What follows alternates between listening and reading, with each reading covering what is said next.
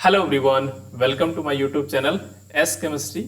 आज की इस वीडियो में हम लोग डिस्कस करने वाले हैं जून 2019 के फिजिकल केमिस्ट्री के पार्ट सी के क्वेश्चंस को। तो आप लोगों का स्वागत है इस क्वेश्चन आंसर लेक्चर सीरीज में। अगर आप लोग पहली बार मेरे चैनल पर विजिट कर रहे हैं तो एक बार प्लीज चैनल को लाइक, शेयर और सब्सक्राइब जरूर कर दीजिएगा। तो पहला क्वेश्चन है, the highest energy pi molecular orbital for the allylic system. तो क्या है कि यहां पर चार वेव फंक्शन आपको दिए गए हैं 1 2 3 4। आपको आइडेंटिफाई करना है कि इन चारों ऑर्बिटल में से कौन सा ऐसा वेव फंक्शन है जो रिप्रेजेंट कर रहा है हाईएस्ट एनर्जी को। क्लियर है? और ये एलाइलिक सिस्टम होगा। एलाइलिक सिस्टम यहां पर क्या हो सकता है कि यहां पर ये डबल बॉन्ड होगा और एक कार्बन होगा जहां पर पॉजिटिव चार्ज हो सकता है या रेडिकल हो सकता है या एनायन हो सकता है। यहां पर मैं कैटायन को लेकर के शो किया हूं कि ये रेजोनेंस शो कर सकते हैं। आप रेडिकल को भी दिखा सकते हो कि एक रेडिकल यहां आएगा और एक रेडिकल यहां आएगा। एनायन भी लेकर के आप कर सकते हो। ठीक है, तो हमको कैसे ये आइडेंटिफाई करना है विदाउट एनी कैलकुलेशन, तो ये मैं आपको बताने वाला हूं। देखिए, हमको जो ऑर्बिटल्स होते हैं वो नोड के ऑर्डर में सीक्वेंशियल अरेंज होते हैं। जैसे हम जानते हैं कि बॉन्डिंग मॉलिक्यूलर जो ऑर्बिटल होता है उसकी एनर्जी सबसे कम होती है, उसमें कोई नोड नहीं होता है। तो जो जीरो नोड वाला होगा उसकी एनर्जी सबसे कम होगी। उसके बाद होगा कि हमारा एलाइलिक सिस्टम है तो उसमें एक नोड मिलेगा। तो एक नोड में क्या हो सकता है कि ये वाला ऑर्बिटल पॉजिटिव हो, ये वाला पॉजिटिव हो और यहाँ पर कोई चार्ज नहीं है, तो ये यहाँ पर एक नोड होगा, मतलब यहाँ पे जीरो है। और दूसरा इसका अरेंजमेंट ये हो सकता है कि यहाँ पर पॉजिटिव चार्ज है, यहाँ पे नेगेटिव चार्ज है और इनके बीच में एक यहाँ पर नोड बनेगा लेकिन दूसरा नोड नहीं होगा, तो ये हो सकता है। तीसरा हो सकता है अरेंजमेंट कि यहाँ पर पॉजिटिव है, यहाँ पे नेगेटिव है और फिर यहाँ पे पॉजिटिव है, मतलब दो नोड मिलेंगे। तो सबसे ज्यादा जो हाईएस्ट एनर्जी का ऑर्बिटल है इसका मतलब उसमें दो नोड होंगे। ये बात क्लियर है? ठीक है, आपको कोई कैलकुलेशन नहीं करना है, मैं सिंपल ट्रिक बताता हूँ।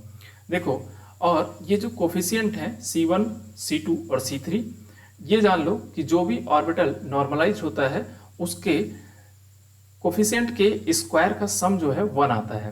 तो आप ये काउंट कर लेना कि जिस भी ऑर्बिटल में इनके स्क्वायर का सम 1 नहीं आएगा, मतलब वो ऑर्बिटल नॉर्मलाइज नहीं है, वो ऑर्बिटल नहीं हो सकते हैं। ठीक है, तो सारे ऑर्बिटल नॉर्मलाइज होते हैं। क्लियर है बात?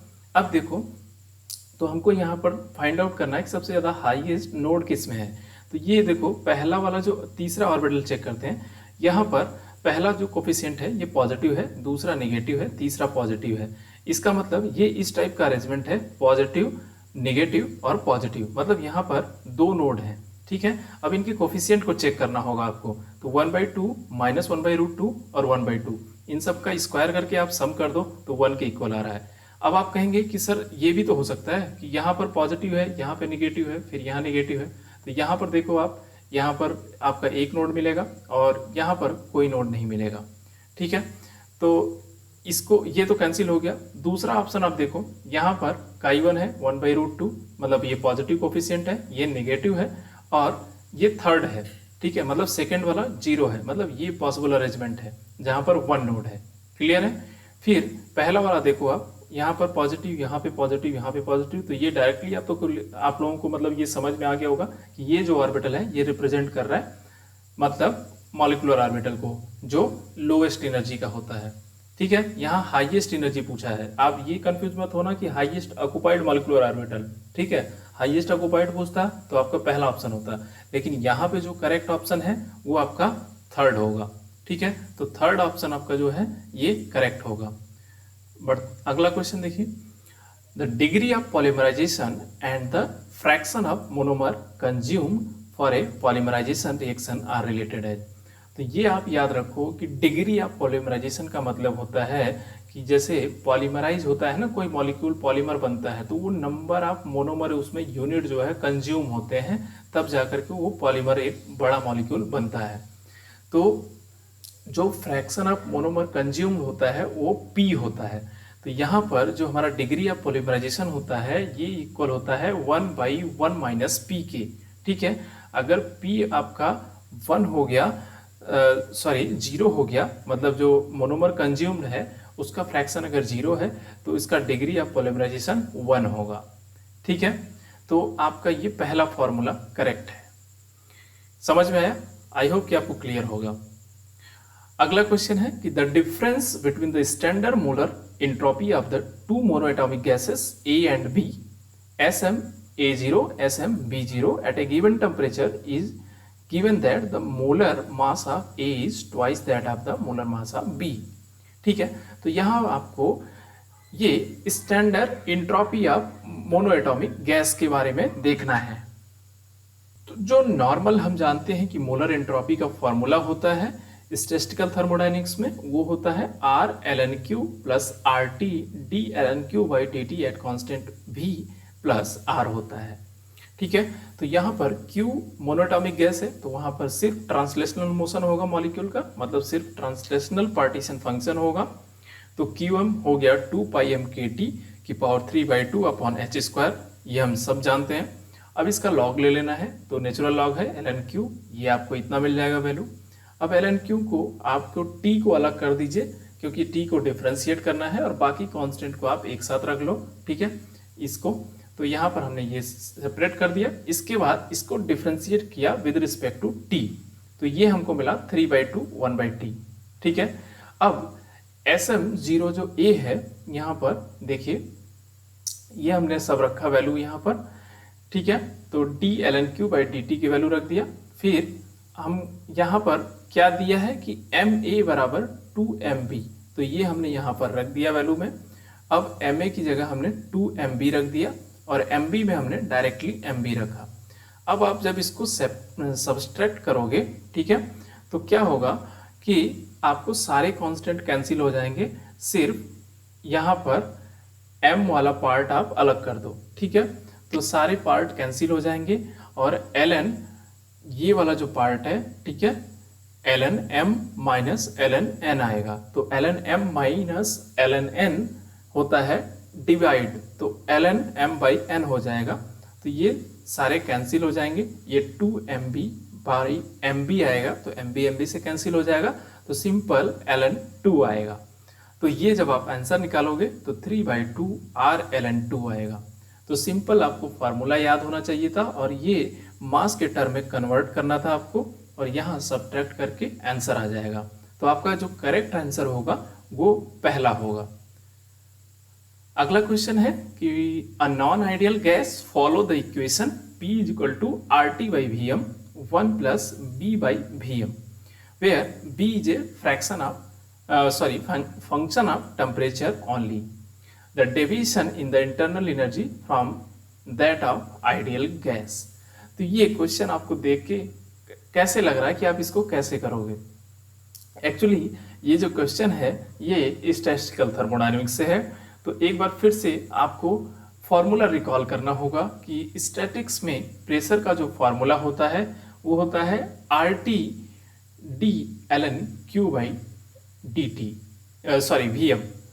ठीक है, तो यहाँ पर प्रेशर जो होता है ये RT by Vm 1 plus BT by Vm, ये यहाँ पर आपने दिया हुआ है। ठीक है, दिया गया है, और प्रेशर का ही फॉर्मूला होता है in terms of statistical thermodynamics RT d ln Q by dV at constant T। अब इसको क्या किया, RT को कैंसिल कर दिया। ठीक है, 1 बाई Vm बचा यहाँ से, और यहाँ से d ln Q by dV बचा। अब इसको वेरिएबल सेपरेबल के द्वारा हम इधर भेज देंगे और बाकी पोर्शन को हम इधर लेकर के, मतलब ओनली इधर d ln Q को लेकर के इंटीग्रेट कर देंगे। तो ये ln Vm minus BT by Vm is equal to ln Q मिलेगा। अब इस पूरे इक्वेशन को हम डिफ्रेंशिएट कर देंगे विद रिस्पेक्ट टू टेम्परेचर। ठीक है, तो हमें ये मिलेगा d ln Q by dt। अब हमने इसके रिस्पेक्ट में क्यों डिफरेंशिएट किया, क्योंकि जो इंटरनल एनर्जी होती है वो हमको निकालना है, और वो होती है d ln Q by dt into RT square. तो हम यहाँ पर सिंपल RT स्क्वायर दोनों साइड्स मल्टीप्लाई कर देंगे।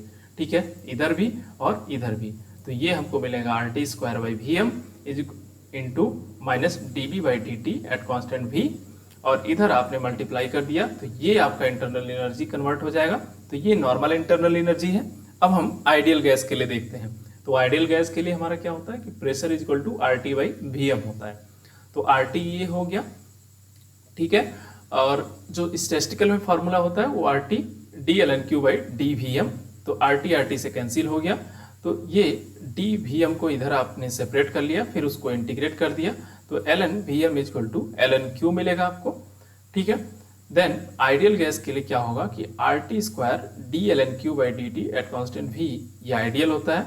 ठीक है, तो U आपका नॉर्मल है, ये देखिए यहाँ से इतना मिला है आपका -dV/dt RT² Vm, ठीक है, माइनस आइडियल, तो आइडियल का क्या मिला वैल्यू 0 मिला है आपको।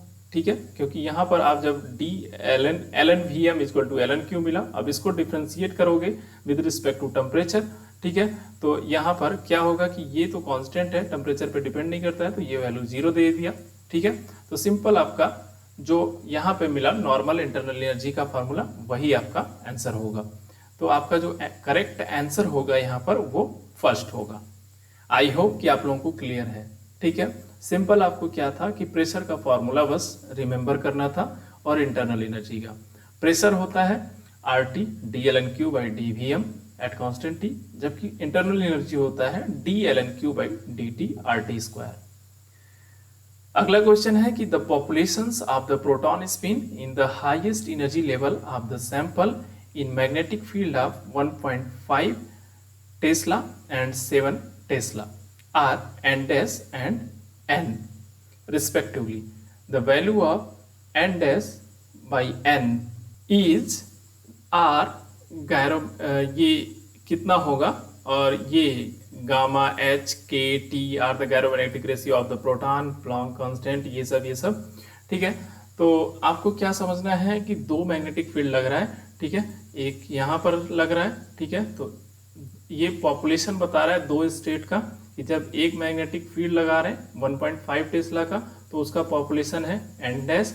ठीक है, और इसी स्टेट का ही जब हम मैग्नेटिक फील्ड लगा रहे हैं 7 टेस्ला, तो उस समय इसका पॉपुलेशन है n।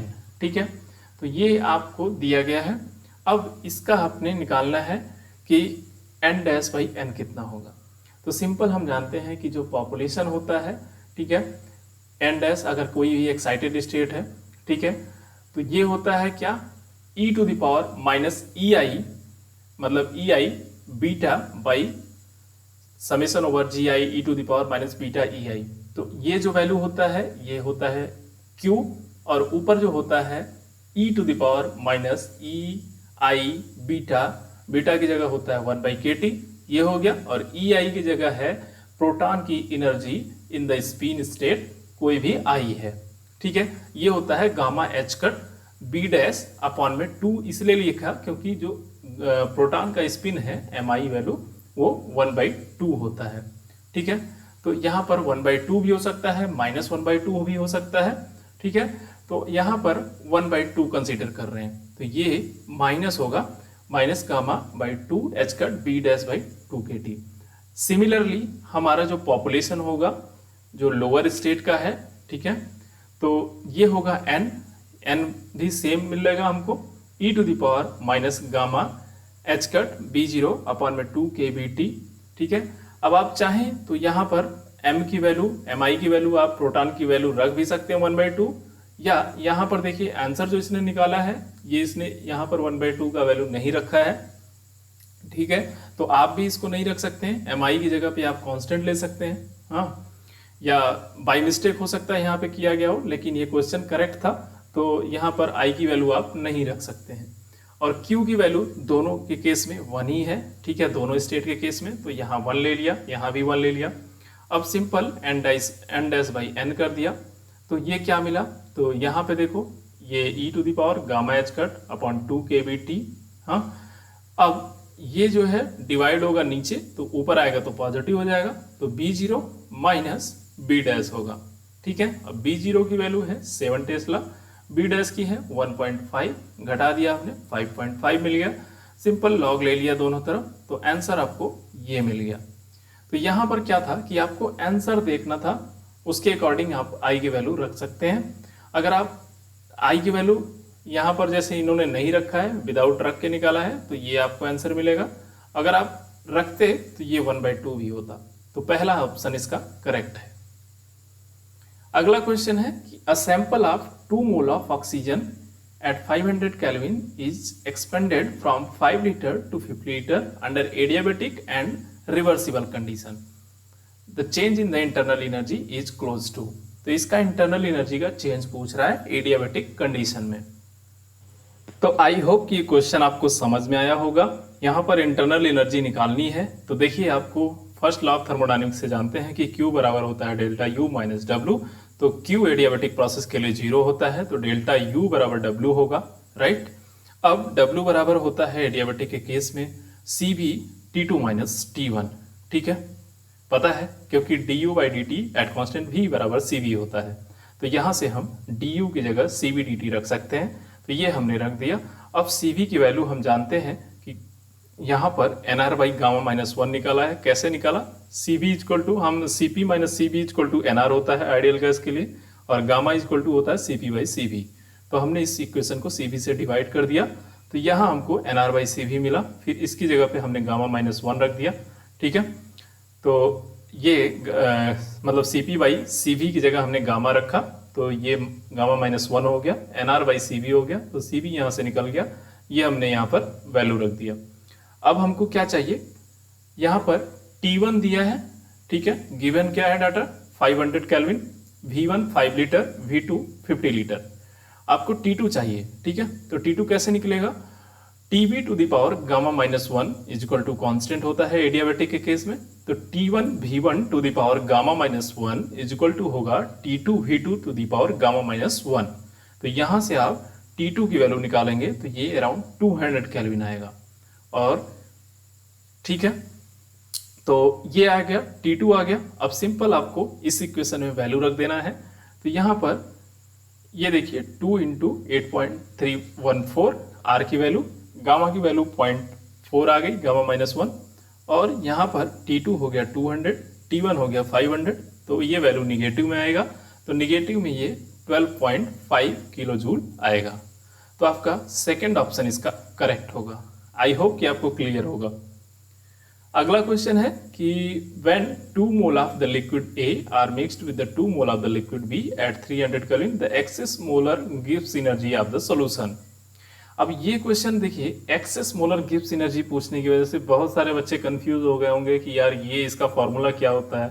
हाँ, तो सिंपल आपको कुछ नहीं करना था। एक्सेस गिब्स एनर्जी देखिए, यहाँ पर 1 मोल के लिए इन्होंने दिया हुआ है -1.5 किलो जूल, ठीक है, Gibbs energy of the solution, ठीक है, the excess molar Gibbs energy of the solution दिया है इन्होंने इतना 1 मोल के लिए।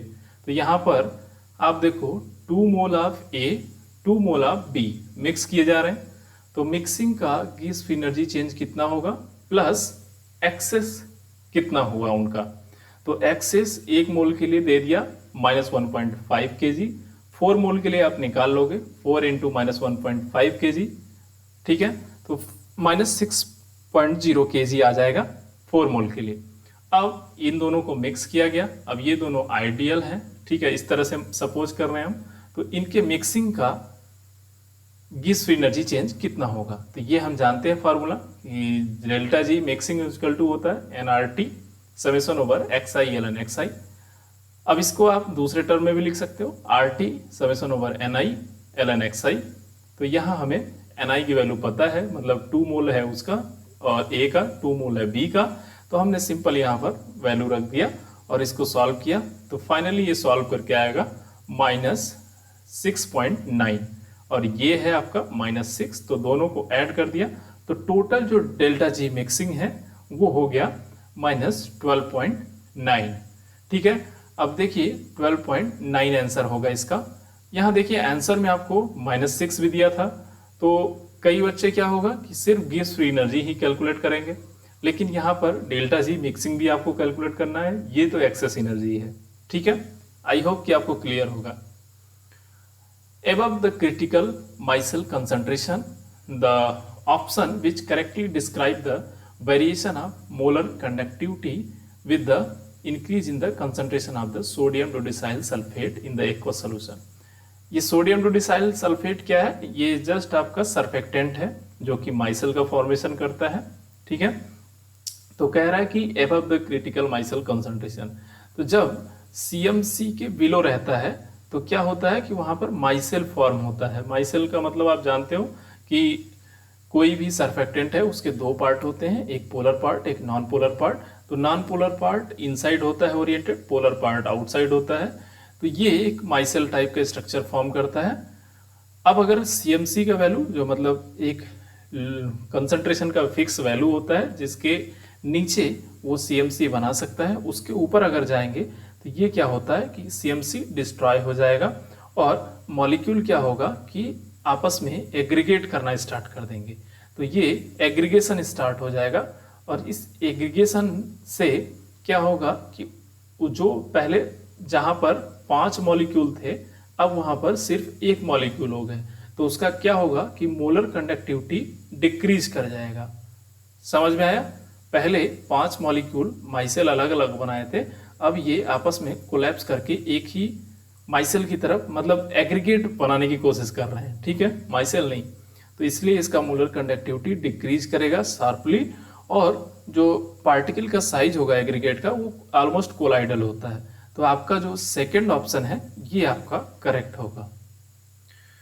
अगला क्वेश्चन है फोटोकेमिस्ट्री से कि एक मॉलिक्यूल है M और इसको फोटोन H दे रहे हैं, M स्टार कन्वर्ट हो रहा है, इसका रेट I एब्जॉर्ब्स है और इसका एक्साइटेड स्टेट में कोई क्वेंचर डाल रहे हैं आप Q। तो ये क्वेंचर Q के साथ रिएक्ट करके M बना रहा है प्लस Q दे रहा है और इसका रेट है KQ into concentration of quencher into M star. Then ये M स्टार डिसोसिएट हो रहा है M में और फ्लोरेसेंस दे रहा है, ठीक है, और इसका रेट है 0.2 M स्टार। तो ये आपको इंटरसेप्ट दिया है एट Q इक्वल टू 0 पे 4 है। The inverse of the fluorescence intensity I 1/IF versus Q plot क्या देगा? तो वैल्यू आप I एब्जॉर्ब आपको निकालना है। तो ये आप कैसे प्रोसीड करोगे? सबसे पहले आपको रेट लिखना होगा। तो इस फ्लोरेसेंस का रेट क्या दिया है? देखिए 0.2 into M star. M star क्या है? इंटरमीडिएट। इस पे सीधे स्टडी स्टेट अप्रोक्सीमेशन आप लगा दो। तो पहला प्रोसेस क्या है कि I एब्जॉर्ब है, तो I एब्जॉर्ब हो गया। अब अगर देखिए इस पे आपको अगर ज्यादा क्वेश्चन प्रैक्टिस करने हैं तो आप मेरे फोटोकेमिस्ट्री के वीडियो में आप इसको जाकर के देख सकते हैं। इस तरह के क्वेश्चन मैंने वहां पे कराए हुए हैं, ठीक है। तो I एब्जॉर्ब ये हो गया। अब उसके बाद रेट क्या है कि यहाँ पर M स्टार क्या है? डिसोसिएट हो रहा है M में, तो यहाँ पर इसका क्या होगा? माइनस होगा KQ इंटू इस रेट से हो रहा है कन्वर्ट, ठीक है, ये हो गया। देन अगेन M स्टार क्या हो रहा है? फिर से डिसोसिएट हो रहा है M में, तो ये 0.2 इंटू M स्टार बराबर 0 कर दिया। तो M स्टार की वैल्यू यहाँ से मिल गई हमको। अब M स्टार उठा के हमने यहाँ 0.2 वाले इक्वेशन में रख दिया, तो हमें ये क्या मिला? Fluorescence intensity rate IF is equal to 0.2 I absorb upon KQ into Q plus 0.2। Then इसको हमने इनवर्स कर दिया, 1/IF कर दिया और ये हमको इक्वेशन मिला। तो ये जो इक्वेशन मिला ये 1/IF is equal to 1/I absorb plus KQ into Q upon 0.2 I absorb. तो ये है Y is equal to MX plus C, ठीक है। इस तरह से ग्राफ है 1/IF वर्सेस क्वेंचर कंसंट्रेशन। तो ये स्ट्रेट लाइन दे रहा है, तो इंटरसेप्ट कितना है? 1/I एब्जॉर्ब और इसकी वैल्यू दिया है एट 0 पे, ठीक है। जब Q की वैल्यू 0 है तो वहां पर इसकी वैल्यू 4 है, तो ये 4 दे दिया, तो I एब्जॉर्ब आ गया 0.25। आई होप कि आपको क्लियर होगा। तो सेकंड ऑप्शन इसका करेक्ट है। अगला क्वेश्चन है कि the reaction rate of a self catalysed polyesterification reaction is given as minus DCOH upon DT is equal to KCOH whole twice OH। तो ये आपको देख करके लग रहा है कि ये रेट क्या है? थर्ड ऑर्डर होगा। If M0 is the initial concentration of the hydroxyl and carboxyl monomer then the degree of polymerization is given by. तो अब आपको बताता हूं कि इसको सॉल्व कैसे करना है। सिंपल काइनेटिक्स के रेट इक्वेशन को फॉलो करना है। तो ये थर्ड ऑर्डर रिएक्शन है, जहां जैसे कि इसका रेट लॉ देख करके आपको पता चल गया। अब थर्ड ऑर्डर रिएक्शन रेट है तो उसका रेट कांस्टेंट क्या होगा? 2kT is equal to 1/A² minus 1/A0। A क्या है? एट ए टाइम टी पर उसका कंसंट्रेशन रिएक्टेंट का, ठीक है। जैसे ए से अगर मान लो प्रोडक्ट बन रहा है तो, और A0 क्या है? इसका इनिशियल कंसंट्रेशन। तो इनिशियल कंसंट्रेशन यहाँ पर क्या है? मोनोमर का M0 है, ठीक है। और एट ए टाइम T पर सपोज अगर P जो है मोनोमर का जो फ्रैक्शन है वो पॉलीमराइज हो रहा है, तो जो कंसंट्रेशन होगा एट ए टाइम टी पर वो कितना हो जाएगा, इनिशियल में से m0 में से p फ्रैक्शन मोनोमर का कन्वर्ट हो गया, तो p m0 ये डिक्रीज हो जाएगा। तो अब m का कंसंट्रेशन होगा m0 माइनस पी m0, यही वैल्यू आप उठा करके यहाँ पर रख दो। ठीक है, तो आप सॉल्व कर लोगे इसको सिंपल। तो ये जो फॉर्मूला है आपको 1 माइनस पी स्क्वायर के टर्म में मिलेगा ये, और 1 माइनस पी स्क्वायर को आप एन स्क्वायर लिख सकते हो जो कि डिग्री ऑफ पॉलीमराइजेशन का स्क्वायर है, और एन इज इक्वल टू होता है डिग्री ऑफ पॉलीमराइजेशन, ये 1/1 माइनस पी के इक्वल होता है। तो ये सिंपल रिलेशन आपको मिल जाएगा। ठीक है, एन स्क्वायर का, तो N square is equal to 2m0 square K T plus 1, तो इसका थर्ड ऑप्शन आपका जो है करेक्ट होगा। आई होप कि आपको क्लियर हो गया होगा। अगला क्वेश्चन है कि the correct relationship among the following for a tetragonal. Tetragonal मतलब आप जानते हो ना, टेट्रागोनल डिस्टॉर्शन। ठीक है, मतलब ए और बी जो है इक्वल होते हैं। ठीक है, ए और बी इक्वल होते हैं, लेकिन सपोज ए और बी है ये, तो अभी आपको बता देता हूं। तो देखो जैसे ये है, तो यहां पर हम ब्रैक्स इक्वेशन लगाएंगे। पहले तो पता है कि 2d sine theta is equal to N lambda. ठीक, तो साइन थीटा बराबर हमने निकाल लिया N lambda by 2d, sine square theta कर लिया, इसको स्क्वायर कर दिया दोनों तरफ, तो एन स्क्वायर लेमडा स्क्वायर अपन 4d स्क्वायर कर दिया। अब d की वैल्यू हम जानते हैं क्या फॉर्मूला होता है, 1/d square is equal to h square by a square plus k square by b square plus l square by c square. Tetragonal distortion के लिए a is equal to b। ठीक है, और z जो है part गायब रहता है, तो c इक्वल नहीं होता है। क्लियर है बात। अब जस्ट यही फॉर्मूला हमने यहाँ पे रख दिया, यहाँ पर a रख दिया, फिर इसको सॉल्व कर दिया, तो 1/d स्क्वायर की वैल्यू हमको ये मिल गया, c square h square plus k square plus a square l square upon में दिस। अब यही वैल्यू उठा करके हम 1/d स्क्वायर का यहाँ रख दिए, तो ये हमको साइन स्क्वायर थीटा बराबर मिला n square lambda square by 4 plus नहीं into c square h square by h square plus k square plus l square a square divided by a square into c square. तो जो correct option आपका होगा वो क्या होगा, यहाँ पर n की वैल्यू अगर 1 है तो lambda square by 4 A square C square, आपका सेकेंड ऑप्शन इसका जो है करेक्ट होगा। ठीक है, अगला क्वेश्चन देखते हैं। If the over potential of an electrolysis process is increased from 0.5 volt to 0.6 volt, then the ratio of the current density ln J0.6 upon J0.5 of the electrolysis will be equal to। अब देखिए यहाँ पर transfer coefficient, तो सबसे पहले ये देखिए Taufel equation से ये क्वेश्चन आपको सॉल्व होगा। तो टफेल इक्वेशन कहाँ से आता है, सबसे बेसिक इक्वेशन जो होता है टफेल इक्वेशन निकालने का वो होता है बटलर बॉल्मर इक्वेशन। अब बटलर बॉल्मर इक्वेशन क्या होता है, ये इलेक्ट्रोडिक रिएक्शन होता है कि कोई रिएक्शन जो है एनोड पे हो रहा है तो उसका रेट करंट कितना फ्लो करेगा, और एनोड पे हो रहा है तो कितना करंट फ्लो करेगा। तो ये एक्चुअली करंट डेंसिटी में मेजर करते हैं। ठीक है, पर यूनिट एरिया पे कितना करंट फ्लो कर रहा है, तो current density I is equal to होता है I0 e to the power 1 minus alpha NF by RT minus e to the power minus alpha eta F by RT। Eta क्या है, ओवर पोटेंशियल है, alpha है transfer coefficient. Eta जब बहुत small होगा तो इसकी वैल्यू लेस देन 1 होती है, तो उस केस में हम e to the power x को 1 plus x square by factorial 2 लिख सकते हैं। तो सिर्फ पहले टर्म को कंसीडर करेंगे, बाकी को निगलेक्ट कर देंगे। तो हम इसको इस फॉर्मेट में कन्वर्ट कर लिए हमने इस दोनों इक्वेशन को। फिर I इक्वल टू मिला I0 eta F by RT, मतलब current density exchange current density और ओवर पोटेंशियल प्रोपोर्शनल होता है, मतलब ओवर पोटेंशियल आपके करंट डेंसिटी के डायरेक्टली प्रोपोर्शनल है। ठीक है, तो जब ईटा बहुत स्मॉल होता है, ईटा इज स्मॉल और पॉजिटिव क्वांटिटी होता है, तो करंट जो होता है वो एनोडिक होता है। ठीक है, तो जो करंट मिलेगा वो एनोडिक करंट होगा। लेकिन जब थीटा स्मॉल होता है लेकिन नेगेटिव होता है तो करंट जो है कैथोडिक होता है। ठीक है, ये आपको ध्यान रखना है। अब जब ईटा अगर हमारा बहुत लार्ज होगा और पॉजिटिव होगा तो यहाँ पर जो सेकंड टर्म होता है ये वाला इक्वेशन 1 में, ठीक है, ये निगलेक्ट हो जाता है, तो हमें सिर्फ ये टर्म मिलता है पहला वाला। ठीक है। तो ये टर्म मिलता है I is equal to I zero, this formula. इसका हम लॉग ले सकते हैं, तो ये नेचुरल लॉग ले सकते हैं, यहाँ मैंने लॉग ले लिया है। तो ln I is equal to ln I zero plus 1 minus alpha upon 2.303 eta F by R T. दूसरा केस क्या हो सकता है कि जब ईटा की वैल्यू ग्रेटर देन जीरो हो, मतलब ज्यादा हो लेकिन निगेटिव हो, तो यहाँ पर जो है ये कैथोडिक होता है, कैथोडिक करंट। और यहाँ पर जैसे ये अगर पॉजिटिव है और बहुत ज्यादा है तो एनोडिक करंट होता है। तो यहाँ पर जब ईटा की वैल्यू ज्यादा होती है और निगेटिव होती है तो पहला वाला टर्म जो है निगलेक्ट हो जाता है और I is equal to minus I zero e to the power minus alpha eta F by R T मिलता है। फिर इसका लॉग ले लेते हैं तो एक इक्वेशन ये मिलता है। तो ये दोनों इक्वेशन जो होते हैं ना, इनको बोलते हैं हम टफेल इक्वेशन। ठीक है, एक्सचेंज करंट डेंसिटी और ओवर पोटेंशियल के बीच में जो रिलेशन देते हैं। तो आप इन दोनों में से कोई भी रिलेशन निकाल करके और सिंपल इसका कैलकुलेशन कर सकते हैं। अब आते हैं अपने क्वेश्चन पे।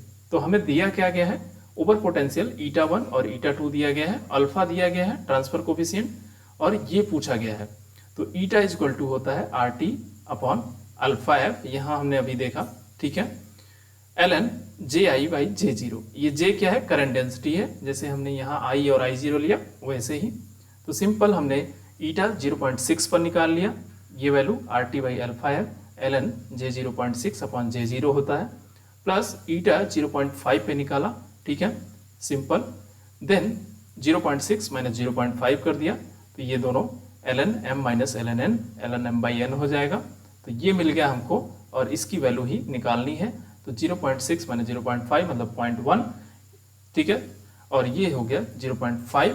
तो इधर हमने इसको मल्टीप्लाई कर दिया और आर टी को इधर डिवाइड कर दिया, तो सिंपल आपका ये आंसर मिल गया।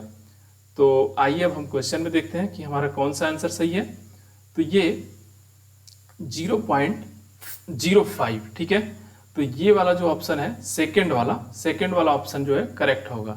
ठीक है, सेकंड वाला ऑप्शन करेक्ट होगा। आई होप कि आपको क्लियर होगा। अगला क्वेश्चन है the chemical potential mu after 2 molar Na2SO4 solution is expressed in term of mean ionic activity coefficient ln gamma plus minus। तो सबसे पहले क्या करना है आपको कि Na2SO4 का डिसोसिएशन करके फॉर्मूला लिख लो, 2Na प्लस SO4 2 माइनस। अब एक्टिविटी क्या हो जाएगा, A प्लस की एक्टिविटी उसका स्क्वायर होगा क्योंकि 2 मॉलिक्यूल है। ठीक है, A माइनस की एक्टिविटी क्योंकि यहाँ पर सिंगल कोफिशिएंट है, मतलब एक ही मॉलिक्यूल है। तो यहाँ पर टोटल एक्टिविटी हम इन टर्म्स ऑफ गामा के लिखते हैं।